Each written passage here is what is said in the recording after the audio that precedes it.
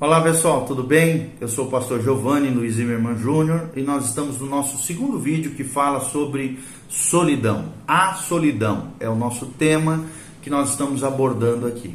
E nós estamos baseados na palavra de Deus, é claro, dentro da perspectiva cristã, dentro da cosmovisão cristã, dentro daquilo que Deus diz através da sua palavra, no Salmo 68, versículos 5 e 6. Salmo 68, versículos 5 e 6, a Bíblia diz: Pai de órfãos e juiz das viúvas é Deus no seu lugar santo. Deus faz com que o solitário viva em família, liberta aqueles que estão presos em grilhões, mas os rebeldes habitam em terra seca. Deus faz com que o solitário viva em família. Que família é essa? A família de Deus. A koinonia, a comunhão entre os irmãos. Uma igreja saudável, bíblica, é aquela igreja que promove a comunhão, eventos, atividades, células, grupos, mobilização de pessoas, tudo aquilo que gera comunhão, que gera relacionamentos saudáveis, que faça com que o solitário viva em família, a família de Deus, e que liberta as pessoas dos grilhões que o pecado, o mundo sem Deus, a corrupção dessa terra acaba gerando nas almas e nos corações. Deus faz com que o solitário viva em família. Deus tem paternidade para exercer naqueles que se sentem órfãos ou naquelas que se sentem prejudicadas, sofrendo. Aqui um símbolo de que Deus é juiz das viúvas também. Deus faz com que o solitário viva em família. Então vamos falar um pouquinho mais, continuar o nosso estudo sobre solidão. Nós já falamos um pouquinho, uma breve introdução sobre isso, agora vamos continuar falando sobre a solidão, declarando o seguinte, querido: a solidão pode ser transitória ou circunstancial, ou então a solidão na vida, no coração das pessoas, que é esse estado de ânimo, ou permanente, ou transitório, ou circunstancial, crônica e duradoura. Então ela pode ter essas duas configurações. Ela pode ser transitória e circunstancial, que é a maior parte dos sentimentos ou estados de ânimo chamado de solidão, ou então a solidão pode ser crônica e duradoura, ou seja, aguda, crônica e duradoura. A solidão, por exemplo, transitória, ela dura de alguns minutos a alguns meses e geralmente é desencadeada por algum evento que a pessoa sofreu, como amigos íntimos que se mudaram para outra cidade, a separação temporária dos membros de uma família, um desentendimento entre pessoas ou uma discussão entre pessoas que estavam próximas, um divórcio pode gerar esse sentimento, esse estado de ânimo de solidão transitória ou circunstancial, uma morte de um ente querido, de um familiar, a saída de casa para estudar em outra cidade, ou a graduação, quando você vai estudar, se graduar numa faculdade, e consequentemente também às vezes a separação dos colegas de uma turma, de uma sala de aula. Já o outro tipo de solidão, que é a solidão crônica e duradoura, geralmente é fruto da timidez do indivíduo, da sua baixa autoestima, da autocensura exagerada, de um comportamento socialmente insensível que faz com que os outros se afastem dessa pessoa que está se sentindo solitária, ou de pensamentos de autossabotagem, tais como: não posso ficar sozinho, tem que ser o ó da festa, ou então aquela pessoa que se sente: não sou ninguém enquanto não entrar para aquela turma, para aquele grupo de pessoas ali especiais. Então, a maioria de nós, vocês sabem, queridos, já passou pela experiência de se sentir sozinho. Como eu já falei, tem dois tipos de sentimento de solidão. Tem a solidão transitória ou circunstancial, que ela dura alguns minutos ou alguns meses, e tem a solidão crônica, que geralmente é fruto da timidez do indivíduo e de uma baixa autoestima, ok?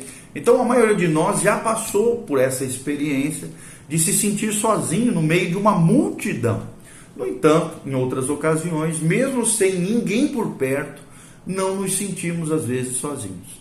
Isso levou também alguns especialistas, terapeutas, psicólogos a concluírem que a solidão é uma sensação primordialmente interna, ou seja, vem de dentro, que nem sempre depende da presença ou não de outras pessoas.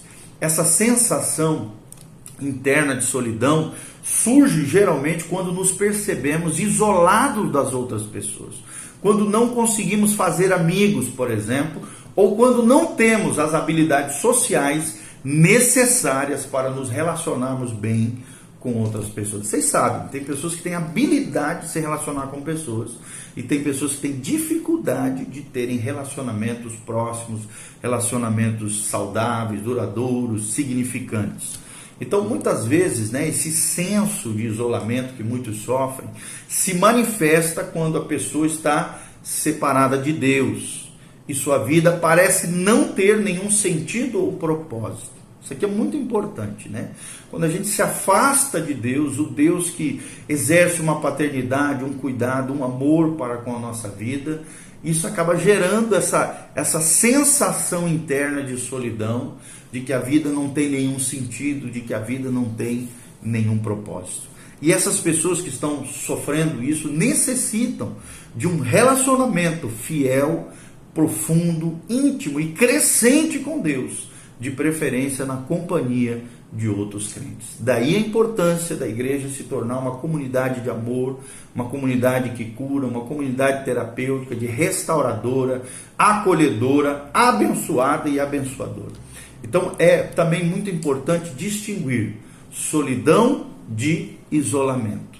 Ou seja, na solidão somos forçados a ficar sozinhos, enquanto o isolamento é um retiro sozinho, voluntário. Então, a solidão nos envolve e permanece em nós, apesar de fazermos tudo para que ela vá embora da nossa vida. Já o isolamento pode ser iniciado e encerrado num período estabelecido, quando bem entendermos. Então, a diferença entre solidão e isolamento. A solidão causa sofrimento, nos deixa esgotados, insatisfeitos. Já o isolamento é estimulante, é revigorante e é agradável a muitas pessoas. Tem pessoas que fazem esse isolamento.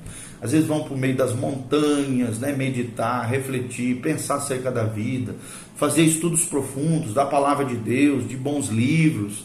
Ter um momento a sós consigo mesmo, isso é bom.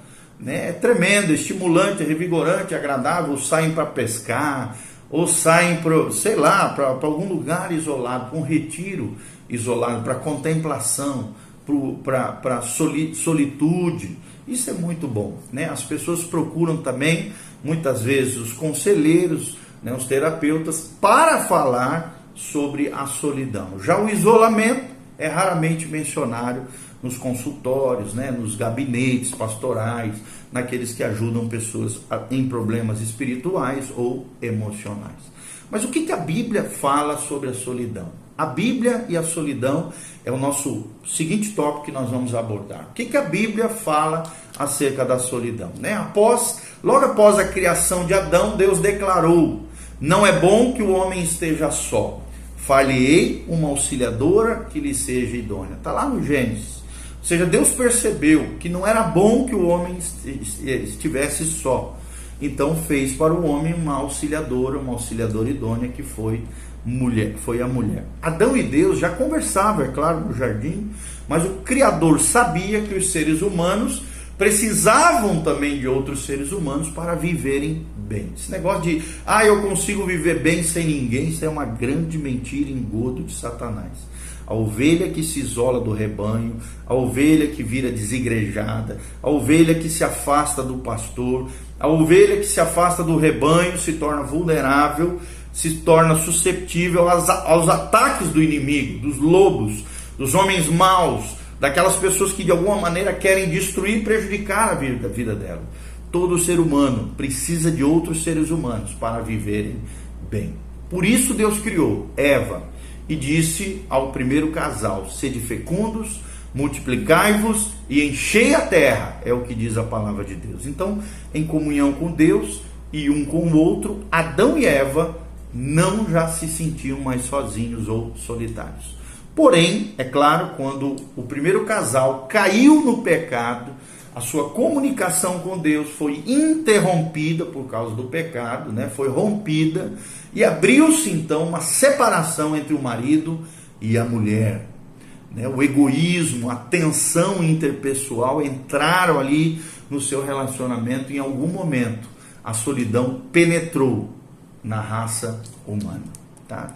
Então a Bíblia fala pouco sobre a solidão, mas fala sobre isso. Nós lemos ali no Salmo 68, versículos 5 e 6, trata sobre esse assunto, que é o nosso texto central daquilo que nós estamos abordando. A Bíblia fala pouco sobre a solidão, mas esse sentimento, né, esse